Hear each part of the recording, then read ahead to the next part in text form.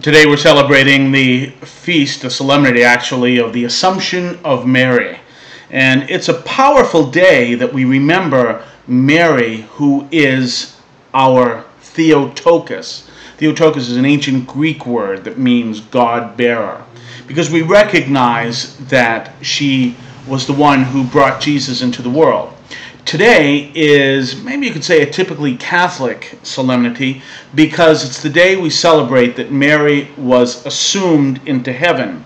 And so she was assumed body and soul into heaven. And we recognize that because Mary we recognize as being sinless.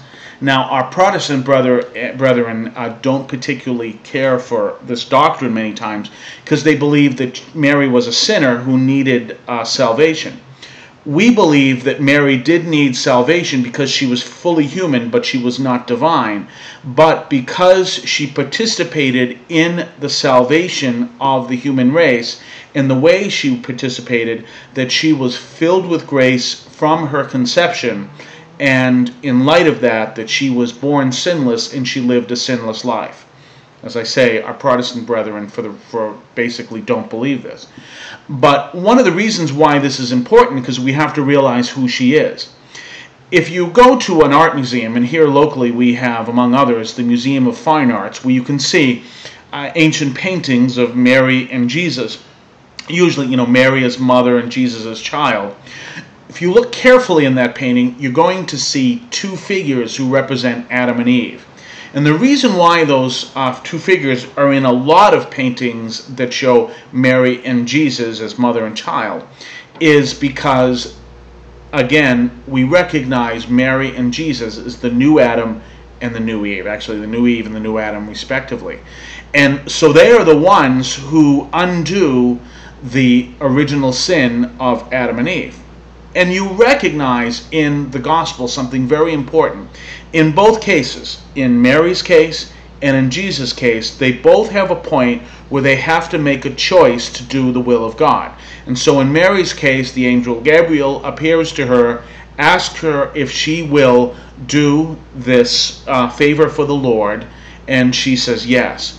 In Jesus' case, he is in the Garden of Gethsemane, and he wants the cup to be taken from him that he wouldn't be crucified, but he says, your word, your will be done, not mine. In both cases, they are making a specific choice to do the will of God, which is a reversal of the choice against the will of God that Adam and Eve make, or in this case, actually Eve and Adam. So they are very important moments, and they recognize that they are the new Eve and the new Adam, respectively, who also reverse in the same order the action of the old Eve and the old Adam. And that's also why we believe that Mary is sinless, because she was part of this whole process. A very powerful, powerful act. But we recognize also who Mary is. And one of the powerful things we see in the gospel today comes to us from her Magnificat, which is something that we as priests and religious have to read every single day, have to pray every single day. And the Magnificat is, of course, her statement, her proclamation when she visited Elizabeth. My soul proclaims the greatness of the Lord, my spirit rejoices in God, my Savior, etc. These are powerful and revolutionary words, because if we look at some of these words here, he, referring to, obviously, the Father, has shown the strength of his arm. He has scattered the proud in their conceit. He has cast down the mighty from their thrones and has lifted up the lowly. He has filled the hungry with good things, while the rich he has sent empty away.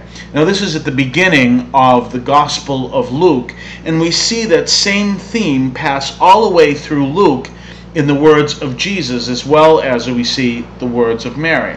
One of the things we realize in Luke, for example, Luke has the Sermon of the Plain, whereas Matthew has the Sermon on the Mount.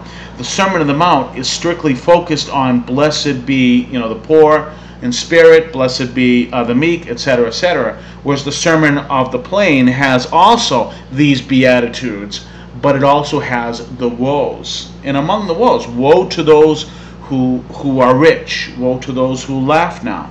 And what he's actually talking about is those who have allowed their position, who have allowed who they are to oppress those who are poor. And so that whole theme that we see in Mary's Magnificat continues throughout the entire Lucan Gospel, telling us again this powerful message that we believe as Catholics, that there is a special place for the poor in salvation history, and the poor essentially have a special grace to be closer to God than those who may not be so poor, and that includes many of us here in the United States.